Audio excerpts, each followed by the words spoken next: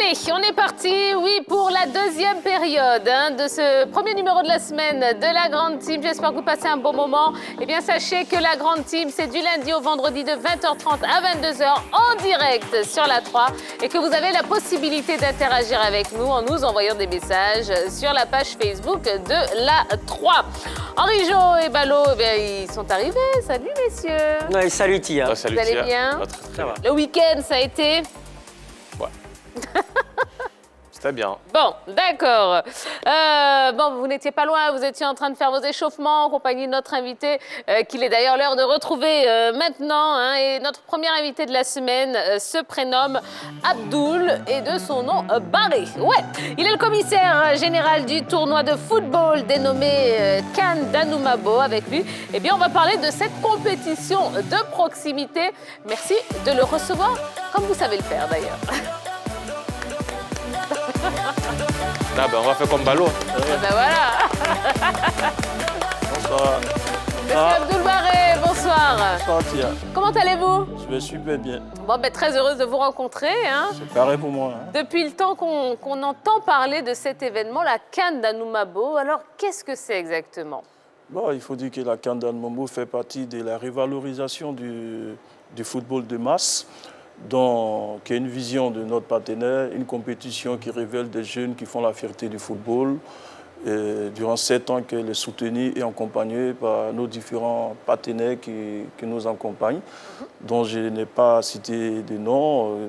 Surtout monsieur Football D'accord École d'abord, vous savez de qui je parle quand je dis ça. Voilà, monsieur Djabata Abdoulaye, la mairie de Malkouri, la chefferie d'Anoumabo. Donc voilà. Alors, quelle est la particularité de ce tournoi? La particularité de ce tournoi, c'est un peu l'idée de pouvoir réunir les différentes communautés ensemble et puis autour du football, parler de cohésion sociale, partager des valeurs et puis à travers ça aussi véhiculer des messages et permettre à les gens aussi de vivre aussi une mini-CAN en miniature qui n'est pas vraiment la vraie CAN, mais il faut être à Anoumabo pour croire que cette CAN peut rivaliser avec la vraie CAN parce que les gens sont dans une émotion comme si c'était les propres pays qui partaient à la vraie CAN pour aller jouer.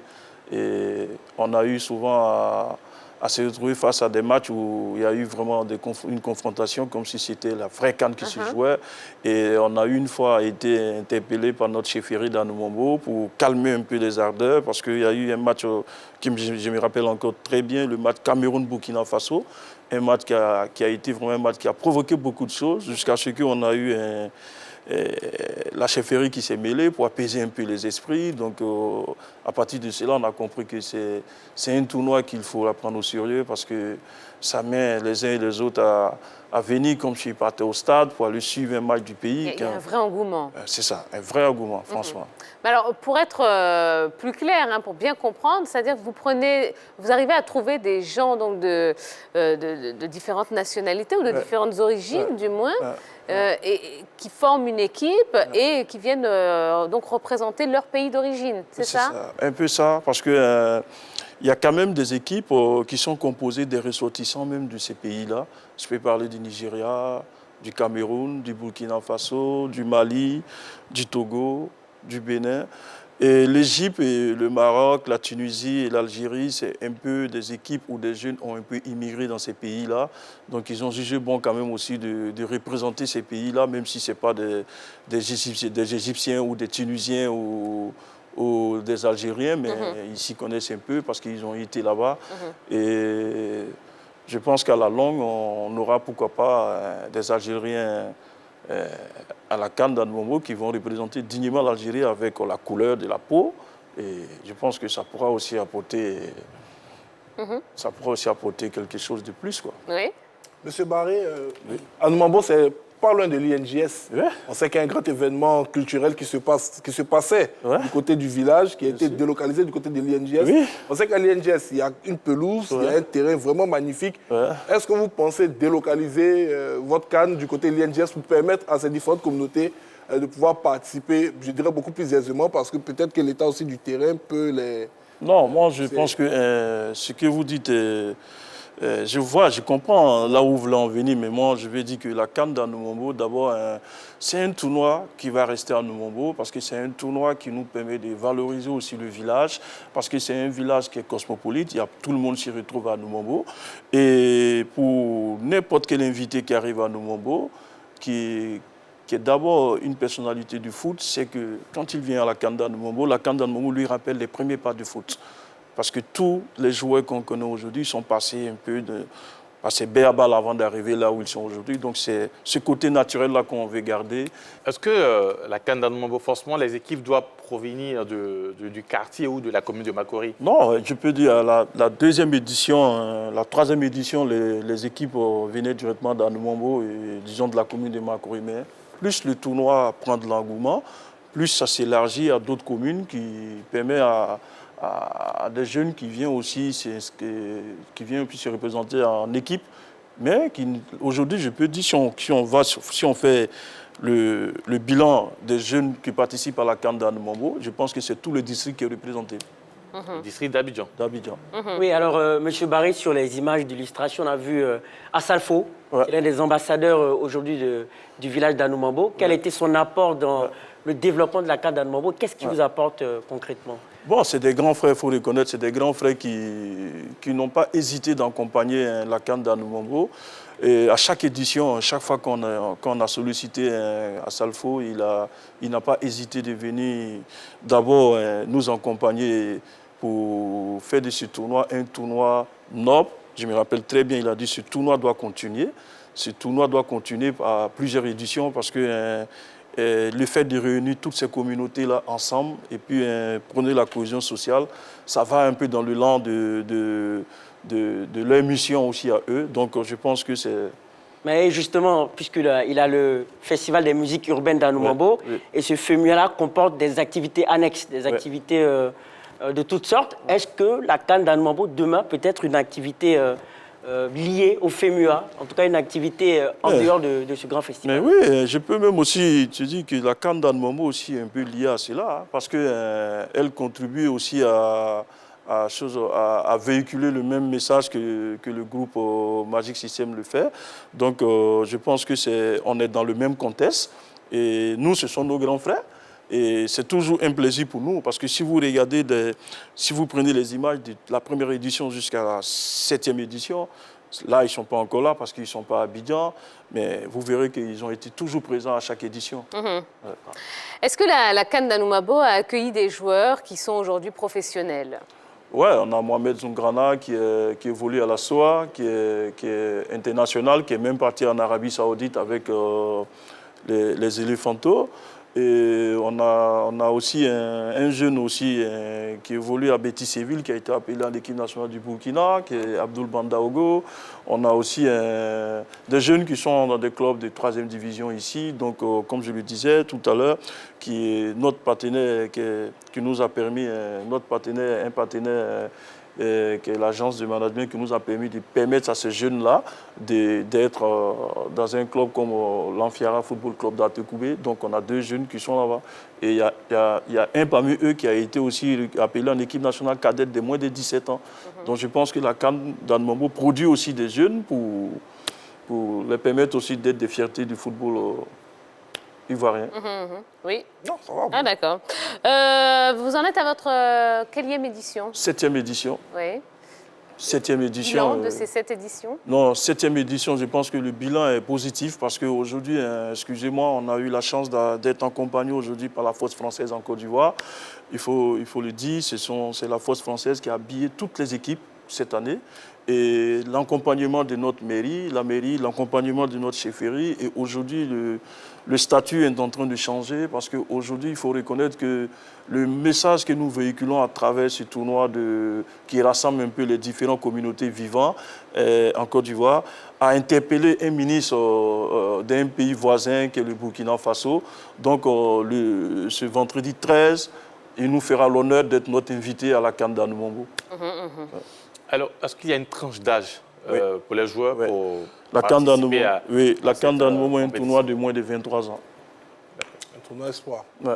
Ah, ben mince alors. Comment? Vous ne pouvez plus participer. Non, vous êtes trop vieux, hein, Bijou. Moi, j'aimerais savoir quelles sont les différentes cagnottes au niveau des lauréats concernant cette... Bon, franchement, Non, mais c'est incroyable, hein. non, C'est toujours c'est pour vous, important. hein. La question que tu poses est importante parce que je ne viens pas ici pour venir parler d'argent. Je viens ici pour venir valoriser le tournoi, venir vous demander de nous soutenir aussi, comme vous le faites. Et aussi, j'aimerais franchement, en toute sincérité, demander à nos différentes personnalités et partenaires qui veulent nous accompagner d'honorer vraiment cette CAN avec une bonne cagnotte à la fin, au moins pour permettre à ces jeunes-là aussi de comprendre que c'est bien de participer, mais jouer les matchs de poule jusqu'à jouer les quarts de finale, la demi-finale et la finale. Et c'est vrai, on ne peut pas être la vraie CAN, mais il faut quand même que la cagnotte vraiment soit une cagnotte vraiment qui fera plaisir vraiment à tout le monde. Et cette année, on travaille pour ça. Et Inch'Allah, je pense qu'on va y arriver, quoi. Je reviendrai pour vous dire le montant de la cagnotte de la finale. Cette année. Pour l'année passée, on ne l'aura pas. Bon, pour l'année passée, il faut dire merci au maire qui a satisfait les deux équipes, comme il a l'habitude de le faire. Voilà. On n'ira pas taper à la porte des présidents des pays qui ont joué la finale. Bon, très bien. Alors, la Côte d'Ivoire, on le sait, hein, comme tous les pays, traverse une crise sanitaire mondiale. Est-ce qu'il y a eu un protocole particulier mis en place? Oui, bien sûr. Et je pense que ça a été, dans notre échange avec ceux qui nous accompagnent, ça a été ça qui a été l'accent était sur le protocole sanitaire par rapport au Covid. Et là, on a demandé à tout le monde de quand même essayer de nous faciliter la tâche en essayant aussi de respecter les mesures, les consignes de précaution pour ne pas quand même nous adonner à la contamination du Covid. Le Covid existe vraiment. Donc, on essaie de sensibiliser de notre manière. Et je profite aussi de l'occasion pour demander encore une fois de plus aux différents ONG à qui nous avons adressé des courriers, de nous accompagner, de nous aider avec des cache-nez et des gels hydroalcooliques pour nous permettre quand même d'éviter vraiment la contamination du Covid. C'est ça, c'est ça. Allez, mesdames et messieurs, hein, le commissaire général de la CAN d'Anoumabo, M. Abdoul Barré, est sur le plateau de la Grande Team. Donc, si vous avez des questions à lui poser, eh bien, vous pouvez le faire en allant tout simplement sur la page Facebook de la 3. C'est aussi simple que ça. Alors, M. Barré, on va parler football. Hein, c'est un petit peu votre spécialité. On est là pour ça. Et même si j'ai affaire à des professionnels là. Non, mais ça va. Et on va parler de la CAF hein, et des mesures qu'elle a prises justement dans le cadre des éliminatoires de la CAN 2021. Et c'est ce qui fait l'actu de ce soir.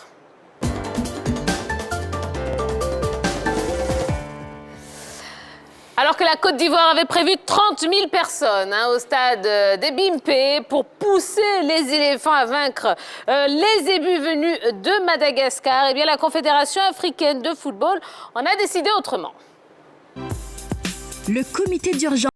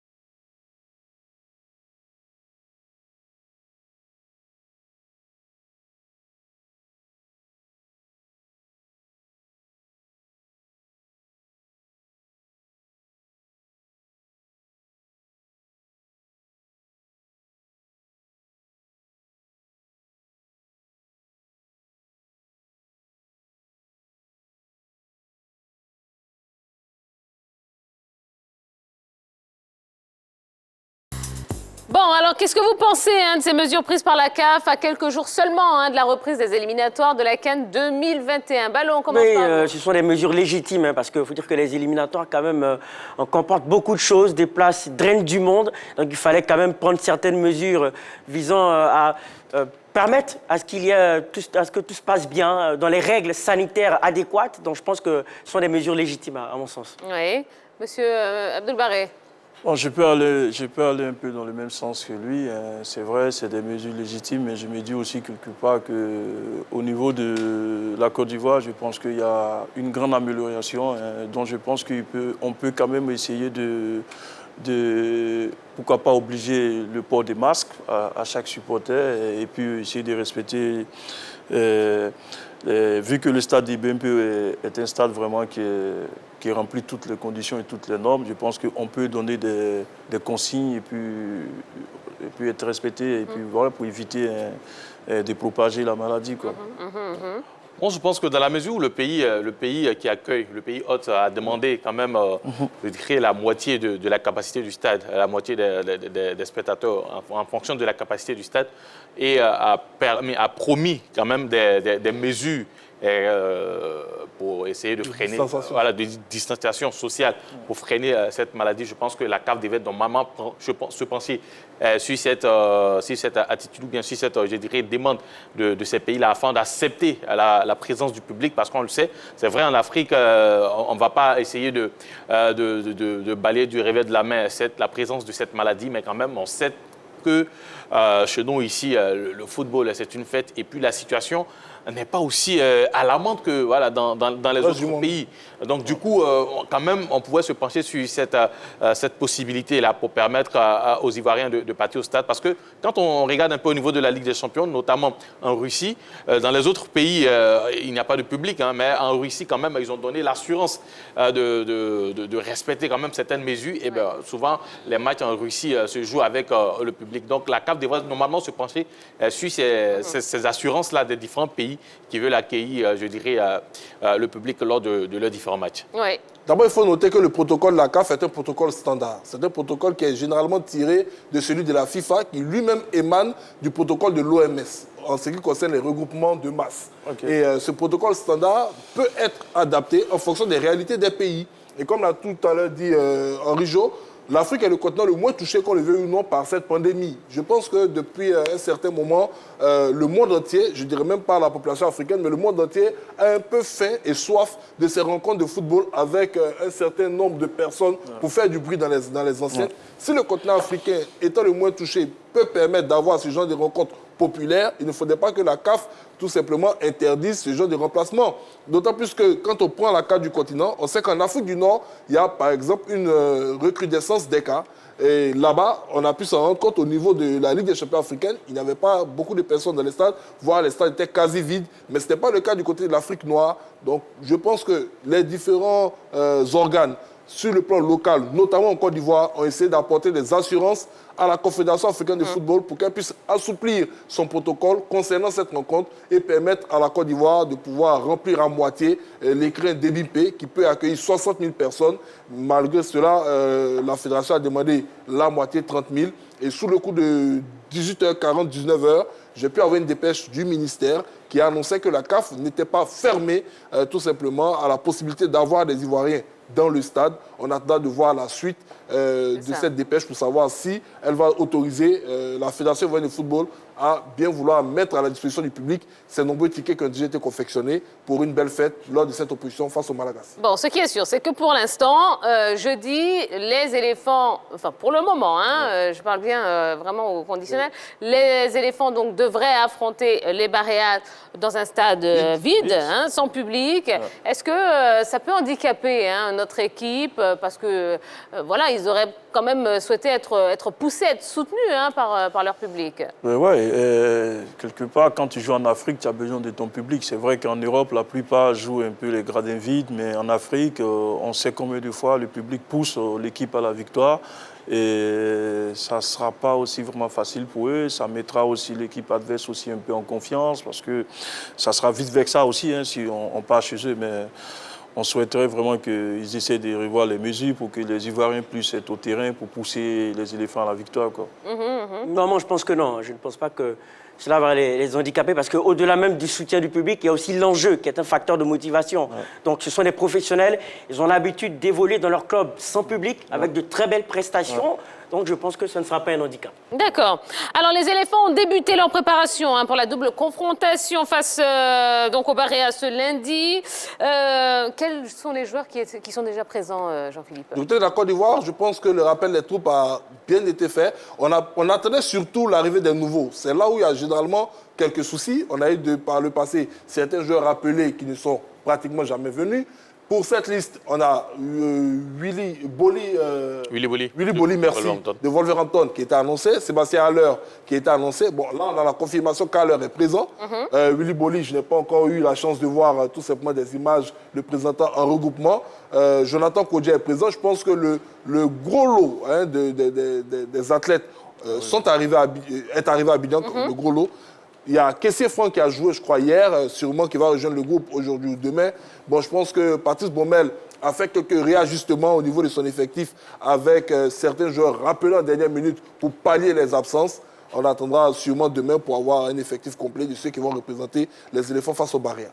Bien sûr, et puis surtout, il faut rappeler que lors des dernières minutes et avant, bien sûr, le début de l'émission, quand même, 2 joueurs hors du championnat ivoirien quand même ont été appelés en renfort à cette équipe, puisqu'on a eu pas mal de soucis avec certains, notamment Evra. Evra qui n'a pas été libéré par son club chinois. Ensuite, Christian Kwame qui ne pourra pas venir. Donc, l'entraîneur présent le samedi au stade Robert Champoux de Makori pour un match amical entre le Racing et l'équipe de U20 ivoirien, quand même, a pu voir 2 joueurs, notamment Datro David et puis Nguesson Jean qui ont été appelés en renfort aussi. Donc c'est une très très bonne nouvelle pour ces 2 jeunes-là qui vont jouer leur premier match, ou je dirais ils vont au regroupement. On ne sait jamais, on ne sait jamais. Ils peuvent rentrer. Donc voilà, leur première sélection avec les éléphants, et ben voilà, c'est 2 joueurs. En tout cas, c'est 2 satisfactions de notre championnat qui seront avec les éléphants A. Je vous sens content, monsieur Barré. Mais oui, beaucoup content, parce que quand on donne la chance à des jeunes comme ça, je pense que ça les permet de comprendre qu'ils ont encore beaucoup à faire. Parce que d'abord, ils seront au milieu des joueurs qu'ils envient, qu'ils veulent aussi être comme eux, ou aller même au-delà de ce que ces joueurs-là sont. Donc moi, je pense que ça a été un bon coaching de la part du sélectionneur d'avoir un droit de regard au moins sur la petite catégorie pour pouvoir permettre aux jeunes de les surclasser en équipe A. Ça fait une pression en plus à ceux qui sont en A. Et voilà, et comme il a si bien dit, on ne sait jamais. Quand on est footballeur, la chance est partout. Eh oui. Voilà, en 1 minute ou en 5 minutes, le jeune peut saisir une chance qui fera de lui... on va parler un peu de Tioté Cheikh Perasonam. On a vu, c'était lors d'un match. Lors d'un match au stade de Faubourg ici, face au grand Rigobert Song. Et voilà. Et la niaque de Tioté a été vue à partir de ce match-là. Et on a dit qu'avec Tioté, on peut faire beaucoup de choses. Et depuis là, il s'est imposé, il est resté tel qu'il est. Et voilà. Père à son âme, mais je pense que c'est comme ça, quoi. Chacun viendra comme ça, quoi. Exactement. Alors ça, c'était du côté de la Côte d'Ivoire. Maintenant, du côté malgache, c'est vrai qu'il y a eu une première vague qui est arrivée, qui a été très bien accueillie d'ailleurs, et qui a commencé également ses entraînements au stade Champroux. Un petit mot sur cette équipe, sur ces quelques éléments de l'équipe. On sait que l'équipe malgache, il est très difficile de faire sortir quelques noms, tant c'est un collectif qui est assez huilé. Généralement, on parle de Jérémy Morel et de Morel, voilà. Jérémy Morel, ancien Lyonnais. Je doutais un peu de son prénom. Jérémy Morel, ancien Lyonnais, qui a apporté son expérience dans ce groupe. On sait que c'est un groupe qui est relativement âgé. Ils sont pratiquement tous trentenaires. Mais on reste figé sur leur performance au Niger, voilà, qui n'est pas un déplacement facile et qui a eu lieu, c'est vrai, il y a de cela 7 à 8 mois. C'est une équipe qui commence à être habituée aux pelouses africaines. Et il faudrait faire attention pour ne pas se faire surprendre ici, à Abidjan. Même si c'est un premier groupe qui est arrivé, l'entraîneur ne peut pas compter sur tous ces éléments habituels, mais il a la chance d'avoir un collectif interchangeable avec la même âme, le même état d'esprit, la même manière de jouer, la même philosophie de jeu. C'est ça le plus important dans un sport collectif. Donc attention à cette équipe malgache. Bon, ben alors justement, est-ce que vous pensez que Madagascar peut battre la Côte d'Ivoire? Allez, on va faire un petit tour de table. Abdoul Baré. Bon, c'est un match de football. En football, tout est possible. Tout est possible. On ne peut pas se fier au match amical qu'ils ont livré pendant les matchs qu'ils ont joués contre le Burkina Faso. Madagascar a perdu contre le Burkina Faso, mais les matchs amicaux ont les réalités, les matchs aussi de poule ont les réalités. Mais ça peut être possible, mais je ne vois pas Madagascar battre la Côte d'Ivoire à Abidjan. D'accord. Ça, c'est pas le patriotisme qui non, c'est parle. pas le D'accord, patriotisme. très bien. C'est l'analyse. L'analyse, qui... ouais. D'accord, très bien. Oui, Ballot. pareil pour moi. La Côte d'Ivoire est favorite, d'autant plus qu'elle enregistre du 109. Des joueurs comme Sébastien Haller qui paye sur les défenses, qui est assez physique, athlétique. Donc, c'est des atouts supplémentaires. Mais il va falloir inviter les Ivoiriens à plus de rigueur défensive. Parce que du côté malgache, on va vite, on est déterminé. Donc, s'il y a de la rigueur défensive, potentiellement, la Côte d'Ivoire me paraît au-dessus de celle de Madagascar. D'accord. Henri Jo. Comme on le dit sur le papier, il n'y a pas match. Les éléphants sont supérieurs aux Malgaches. C'est vrai, Madagascar est une équipe qui commence à monter du côté de l'Afrique. Mais on n'oublie pas que les éléphants, souvent, quand ils ont la pression, ils jouent très bien. On se rappelle, lors de la CAN 2015, où face au Cameroun, ce dernier match de poule, là, on a vu des éléphants très intéressants. On se rappelle aussi, lors des éliminatoires, il me semble, de la CAN, on est allé battre en difficulté. En étant en difficulté, on est allé battre l'équipe du Gabon, même si après, les Gabonais sont venus nous battre ici. Donc, les éléphants, quand ils ont la pression, ils jouent très, très bien. Et, et justement, on a la pression. On a la pression, puisqu'on est déjà troisième après 2 journées. Donc, croyez-moi, on va battre ces Malgaches ici. Allez, on termine avec vous. Il ne dirait pas le contraire. Déjà, Henri Jo parlait, j'étais en train de me mettre en esprit comment est-ce que les nôtres allaient évoluer. Moteur diesel, toujours. Démarrage poussif. Voilà, une équipe nationale qui, au bout de 10 minutes, pousse les Ivoiriens à vouloir s'arracher les cheveux. Parce qu'on s'est dit, il faut aller vite. Et j'ai encore en mémoire l'état de la pelouse des Bimpe lors du dernier ASEC Africa. C'est vrai, on a dit qu'ils ont laissé le gazon mûrir pour avoir une belle tonte pour cette opposition face à Madagascar. J'espère que la tonte du gazon ne va pas nous laisser un arrière-goût, parce qu'on a de très bonnes manières de balle. On sait que c'est une pelouse qui ralentissait un peu le jeu. Je pense que les Malgaches, ils peuvent le faire. Je le disais tout à l'heure, ils ont réalisé un bel exploit. Ils peuvent faire quoi? Battre les éléphants, c'est ça la question. Non. Tout à l'heure, je parlais de ce qu'ils ont réalisé au Niger sur un terrain qui ne respecte, à mon sens, pas les normes professionnelles. Mais est-ce qu'ils pourront le faire? Ils peuvent le faire, mais est-ce qu'ils pourront le faire? Voilà, là, je me suis trompé un peu dans les mots, mais je ne pense pas. Vous dites quoi, vous, finalement? Finalement, tout est ouvert, mais tu as raison, cher ami. C'est tout. Ils ne pourront pas le faire. D'accord. Ici. Bon, ben c'est tout ce qu'on... J'ai cherché au fond de moi une raison pour voir Madagascar battre la Côte d'Ivoire, je n'en trouve pas. Ah bon, d'accord. Il ne faut plus chercher. Bon, très bien. Bon, ben voilà ce qu'on pouvait vous dire donc, concernant cette rencontre Madagascar-Côte d'Ivoire. Et on vous rappelle que ça aura lieu ce jeudi à 16h. Voilà, au stade des Bimpe. Nous y serons. Et nous y serons. Bah oui, absolument, évidemment. Évidemment, si on n'y est pas, qui y sera? Alors, on revient à vous, Abdoul Baré, et à cette CAN d'Anoumabo.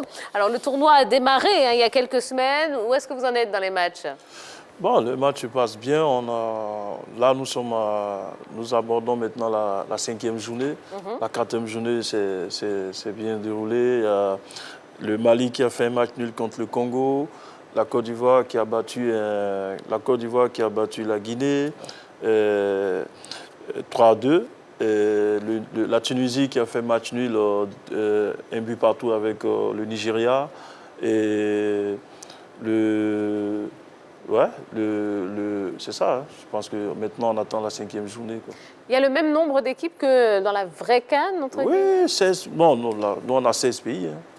La vraie CAN est passée à 24. Ouais. Voilà, la vraie CAN, on est passé à 24. Ouais. Mais l'année prochaine, pourquoi pas? Est-ce qu'il y a Madagascar dedans? Parce que est-ce qu'il y a déjà eu Côte d'Ivoire Madagascar là-bas? Non, il n'y a pas eu encore Madagascar. Mais... il faut crier pour qu'on les batte là-bas et puis mais oui, c'est vrai. On aurait dû transformer la Guinée en Madagascar. Là, voilà. Ça allait refléter le même résultat Voilà, super. Ouais. Oui, et tout à l'heure, vous avez dit que la CAN d'Anoumabo représentait un vivier de talents. Est-ce que vous avez un partenariat avec des clubs de football ivoiriens, potentiellement, pour permettre l'émergence de ces talents-là? Est-ce qu'il y a la présence d'agents, de joueurs à la CAN d'Anoumabo? Oui, mais ce partenariat-là, je peux dire que c'est notre partenaire d'abord, qui est la LMS, qui a de très bons rapports avec les différents clubs en Côte d'Ivoire. Et ce partenaire-là peut nous permettre aujourd'hui de permettre à certains joueurs d'intégrer des clubs. Parce que c'est via ce partenariat-là qu'on arrive à inviter des présidents de clubs, des entraîneurs à venir faire la détection. Et c'est comme ça qu'on donne la chance à certains jeunes, quoi. Alors, vous avez rencontré le président de la CAF et le président de la FIFA également. Ouais. Qu'est-ce que vous vous êtes dit? Ouais, le président de la FIFA, c'est toujours dans... c'était lors d'une visite, lors d'une mission, j'ai pu dire lors d'une mission que nous sommes partis avec notre partenaire. Voilà, donc, et quand nous sommes arrivés, après les échanges, il a souhaité vraiment en savoir un peu plus sur la CAN d'Anoumabo, et de quoi parle la CAN d'Anoumabo. Là, on était allé lui parler de notre concept. Le concept d'abord qui est football d'accord, école d'abord, permettre d'abord aux jeunes d'allier l'école au foot. Donc il a trouvé que l'idée était géniale. Il a demandé la tranche d'âge des jeunes qui jouent la CAN. J'ai dit c'est des jeunes de moins de 23 ans. Il a dit franchement, il est honoré, il est épaté de croire que dans un village, il y a un tournoi comme ça, mais il promet qu'il y a une visite en Côte d'Ivoire. Il ne manquera pas de faire un tour à la CAN d'Anoumabo. Parce que le concept déjà lui plaît, parce qu'il faut sensibiliser les jeunes à allier l'école au foot. Et je pense que c'est aussi un moyen pour nous de sensibiliser les jeunes à allier vraiment l'école au foot. Et le président de la CAF m'a vu, m'a taquiné, mais toi tu organises la CAN en tant qu'équipe, je ne comprends pas, toi tu organises une CAN? Tu défies la CAF ou quoi? J'ai dit non, c'est pas ça.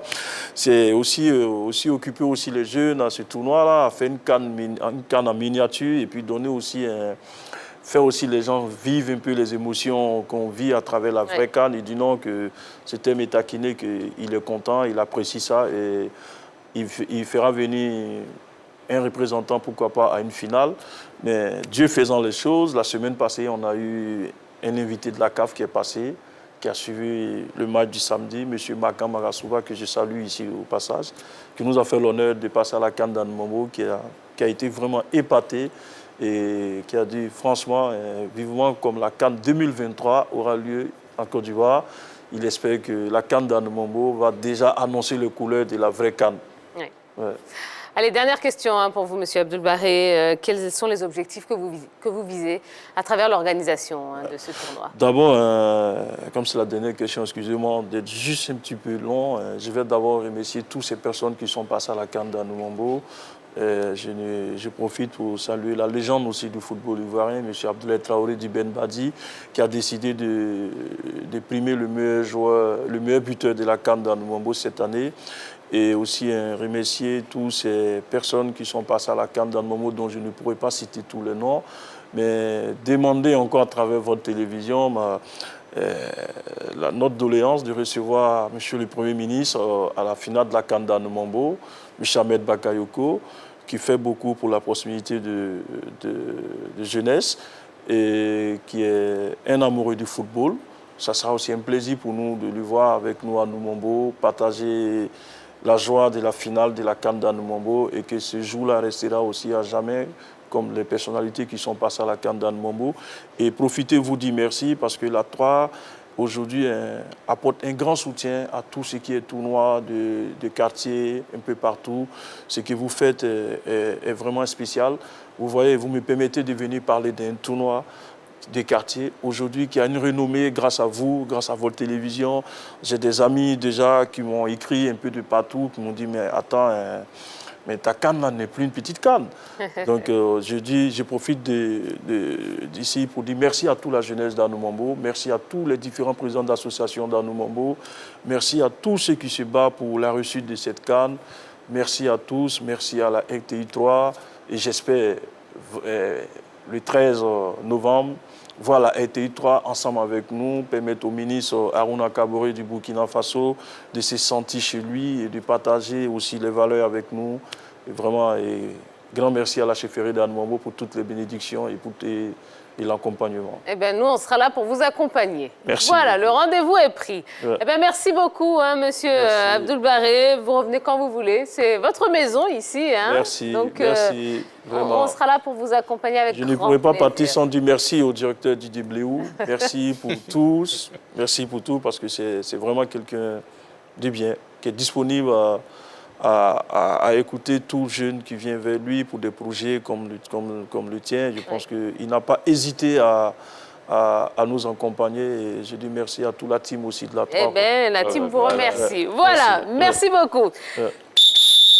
Allez, on va marquer une nouvelle petite pause. Oui, mais ça ne va pas durer très longtemps, ne vous inquiétez pas.